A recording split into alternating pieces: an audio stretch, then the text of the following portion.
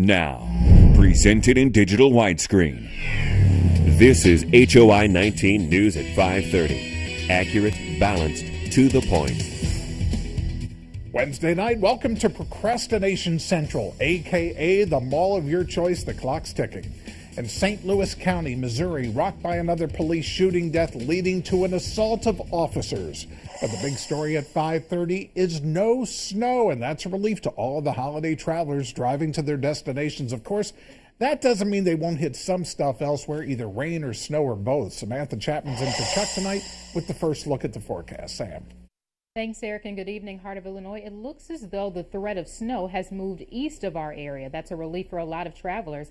However, tonight there's still a chance of about a 20% chance of some snow, and showers are still coming down in some parts of our viewing area. So that means people driving out there need to make sure that they're driving carefully because some of those roads are still slick. So tonight temperatures at 33. Around midnight we'll be in the 40s, and tomorrow mostly sunny skies, temperatures in the 40s. I know Santa is going to be really excited about that. This makes his job a whole lot easier, and we'll be tracking Santa Claus later on in the forecast coming up in just a bit. Eric? All right, Sam. Well, the winter weather advisory for the Heart of Illinois has been canceled due to the change in the forecast. The National Weather Service expected up to 4 inches of snow around here. That's not happening. Should things change, IDOT continues to keep a watchful eye. It's important for us to know before the winter weather comes so that we can have our trucks ready to go and ready to spread salt and plow as soon as the weather starts to activate. Now, anyone traveling south, well, they get a good chance of running into some inclement weather. Here's HOI-19's Chris Lovingood. Imagine a plane ride separating you from seeing your son, and then his flight is delayed because of a tornado warning. That was a reality for Diane Hendricks. Her son, David, is visiting from Alabama. She's thankful the violent weather calmed down. Well, we looked online and seen it kind of cleared out. As long as that cold front stayed away and didn't hit all that warm, moist air coming up, we were going to be all right. Another man also has a much-anticipated homecoming. He's a pilot for Delta Connections in Atlanta, Georgia. He and his dad agree. There's a lot of catching up to do. That's great. It's great. Yeah, he surprised me. I didn't know he was going to be here, but I've got a new niece that I'm looking forward to seeing here shortly, and all my friends and family and cousins, and a lot of them are in town, so I'll get a chance to see everybody, and some of them I haven't seen in quite some time, so I'm pretty excited about that. It's the first time I've seen him in a while. It's the first time he's been able to make it home for Christmas in 4 years, so we're kind of excited about that. The National Weather Service reports the weather supposed to hit central Illinois has pushed eastward, which is good news for people wanting safe passage to see their families. In Bloomington at the Central Illinois Regional Airport, I'm Chris Lovingood. And on a busy travel day like this, it is a safe bet there are going to be delays at the nation's airports. One flight from O'Hare to Peoria is canceled for tonight. Some flight delays around the country are being blamed on low cloud ceilings. Now, if you're planning on flying or you're expecting folks coming in, make sure to check ahead with the airline to see if things are on time or not. The clock seems to be ticking away faster than usual this evening as malls and stores get ready to call it a shopping season. National Retail Federation estimates that this year's holiday sales will increase, with shoppers spending 5% more this year than last. But many people waited until today to finish or start on their holiday list. HOI-19's Catherine Tellers caught up with some of those last-minute shoppers and found out the method behind their madness.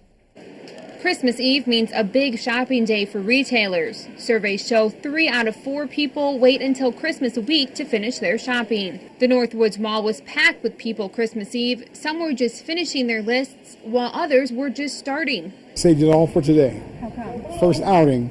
Well, the resources came late, so it was kind of forced on me this time. I got here Saturday, but just finishing shopping. You're still shopping for the last few days because I couldn't take everything on the plane. One shopper says her Christmas Eve trip to the mall was planned as a special time with her grandson. My grandson, Jack, I promised him a Build-A-Bear experience. They're off school, and I planned this as part of their holiday giving so that they could have an experience with their grandmother. What kind of bear did you get?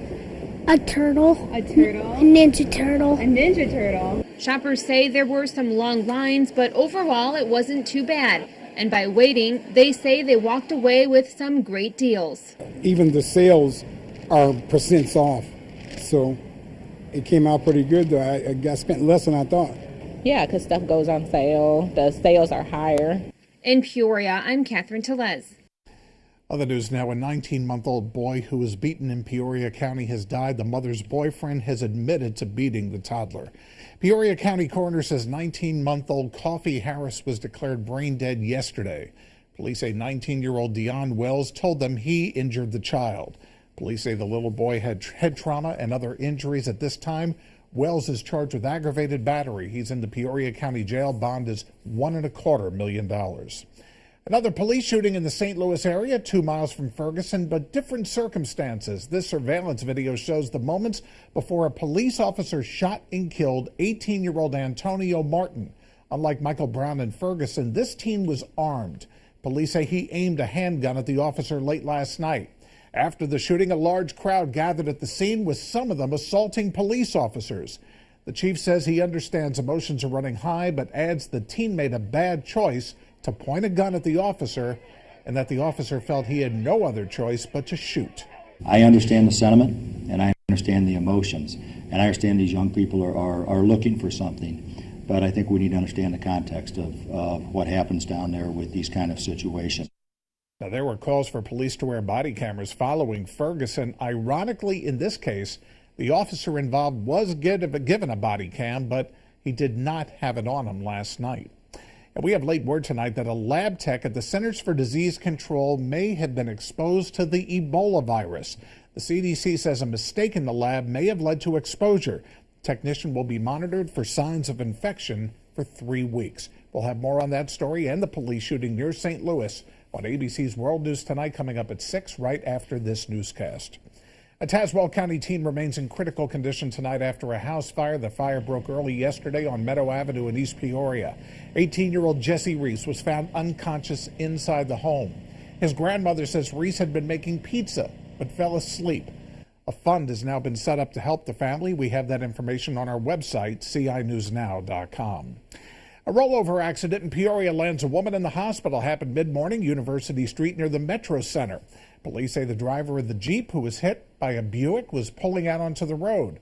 The Jeep flipped. The woman was taken to OSF St. Francis. She's going to be okay. The driver of the Buick did not have any injuries. No word yet on citations. Samantha Chapman back in a moment with the holiday forecast for you. Also, how one organization is making sure some folks are remembered this Christmas. And Santa Claus is on the move. He is quite ubiquitous. And to be sure, this is all the same guy. No imposters here. We'll have an update on the location of Nick. You're watching HOI-19 News. Accurate, balanced, to the point.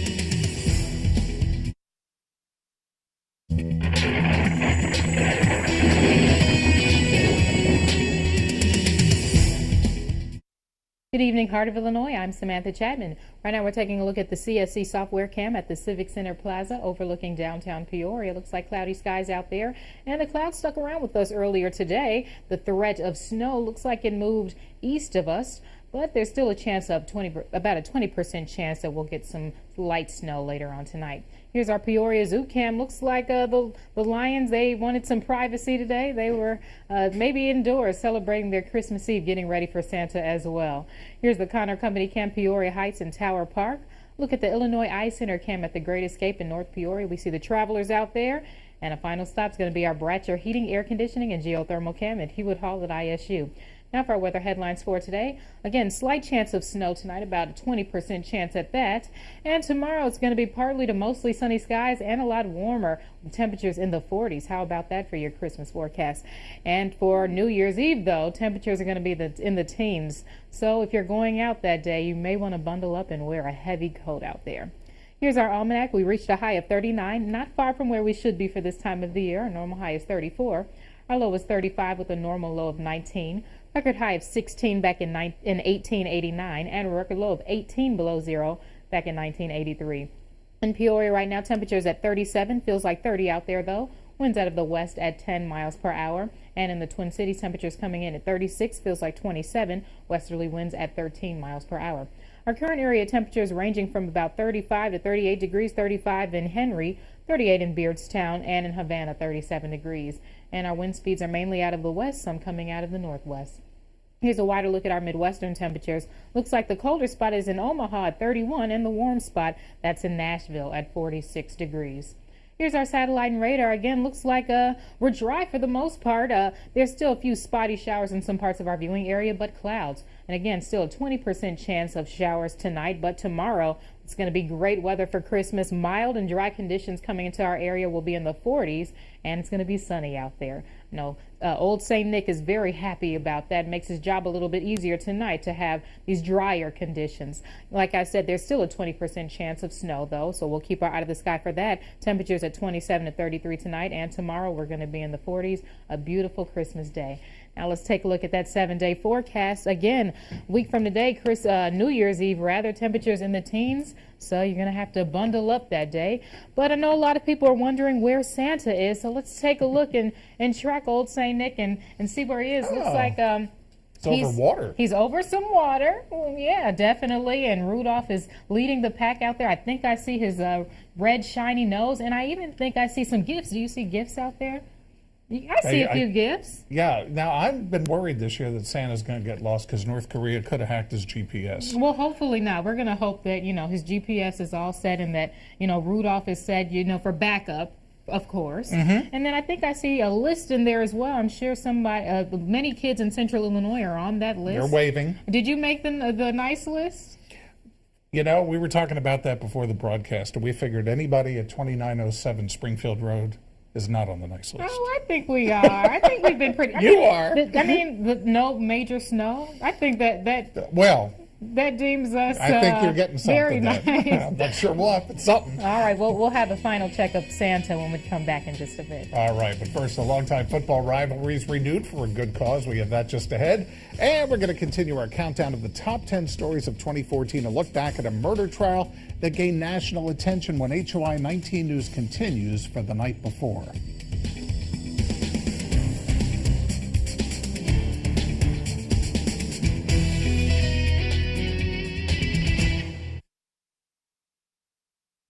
You're watching HOI-19 News. Accurate, balanced, to the point. Governor Quinn is urging all Illinoisans to support Operation Hero Miles. The program uses donated frequent flyer miles to provide free round-trip airline tickets to military families who are flying to visit a service member who's receiving medical treatment. It also enables wounded or ill service members with approved leave to fly home at no cost. Supported by nearly every major airline, the program has issued more than 40,000 donated tickets, saving service members and their families nearly $63 million. Families are not the only ones rushing to get Christmas dinners ready tonight. More than 50 volunteers got together to prepare nearly 2,500 meals at Peoria's Southside Mission. The meals include everything from ham to green beans. One of our great joys is just connecting with people because this is a community mission. We could never do anything here at Southside Mission unless people came alongside and helped us. So we're just thrilled with all the people that have taken time from their family schedules to be with us and to invest in blessing the poor.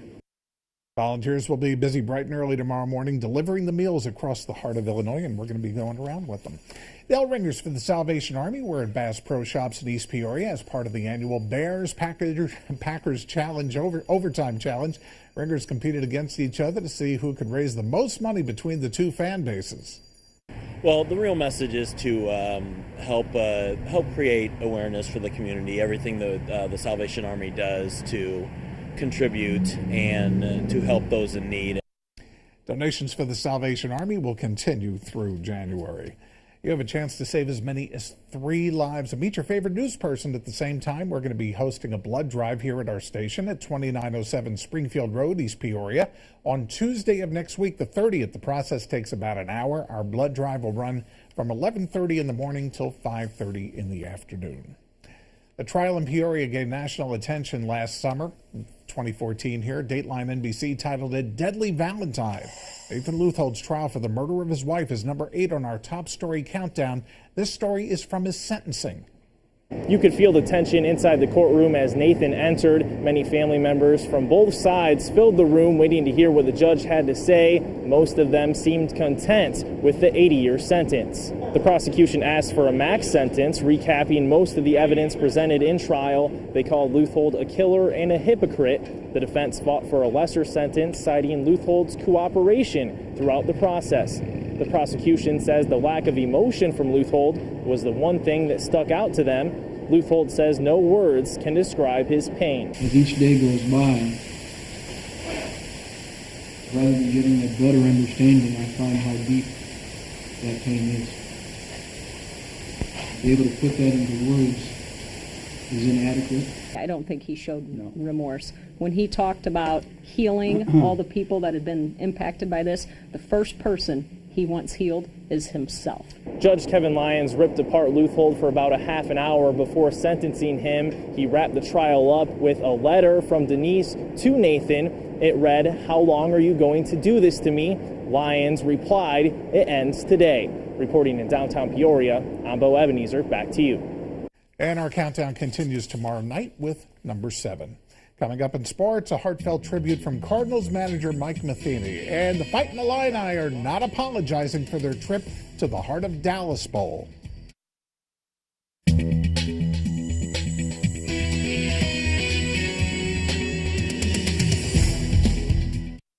The Fighting Illini run through one final practice today in Texas. Illinois faces Louisiana Tech in Friday's Heart of Dallas Bowl. That's a noon kickoff on ESPN.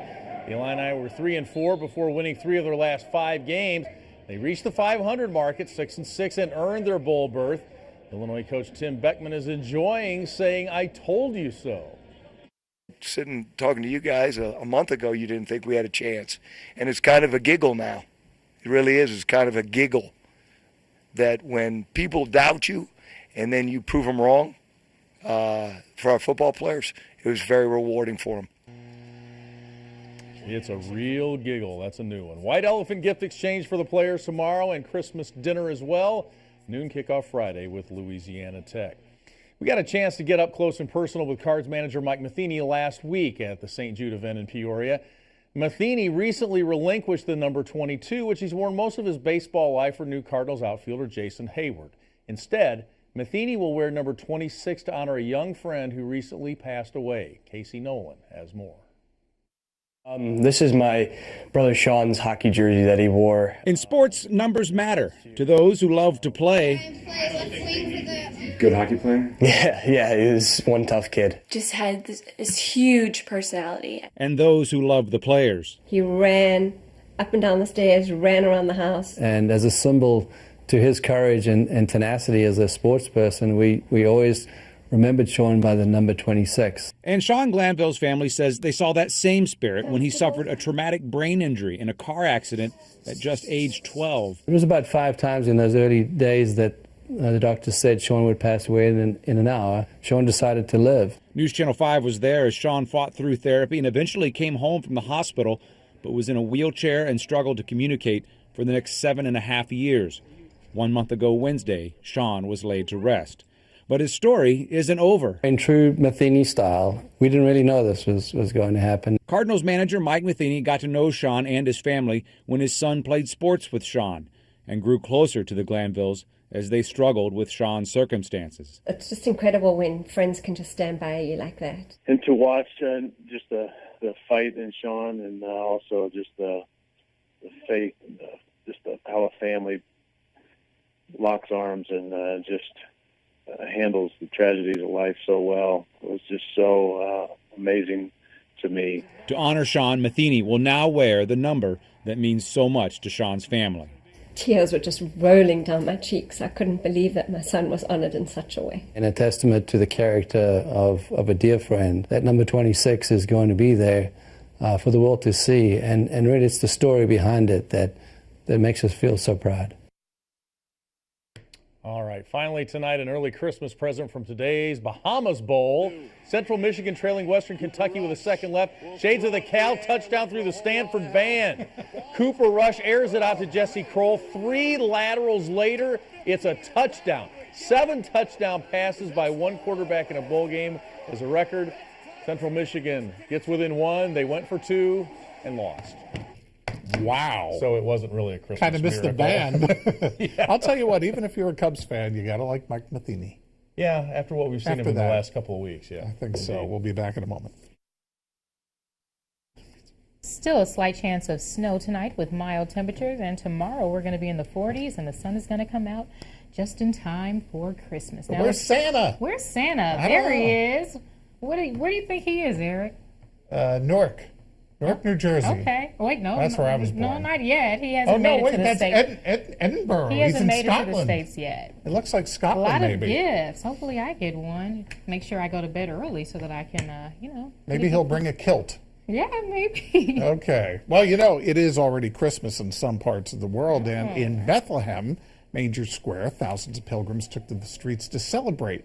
Many were there to attend a mass scheduled for the Church of the Nativity. Earlier in the day, the top Roman Catholic clergyman in the Holy Land, Father Twal, stopped at the separation wall surrounding Bethlehem. There, he greeted worshipers and expressed his wishes for peace. Twal says he hopes next year there won't be a separation wall, but rather bridges of peace. Got to go there years ago. It's amazing how commercial Manger Square is with the Christmas tree restaurant. Noticed the and Christmas everything. tree, Yeah. ABC World News Tonight coming up next. HOI-19 News continues at 10. We hope you can join us. Enjoy your Christmas Eve. It's been a pleasure. Good night.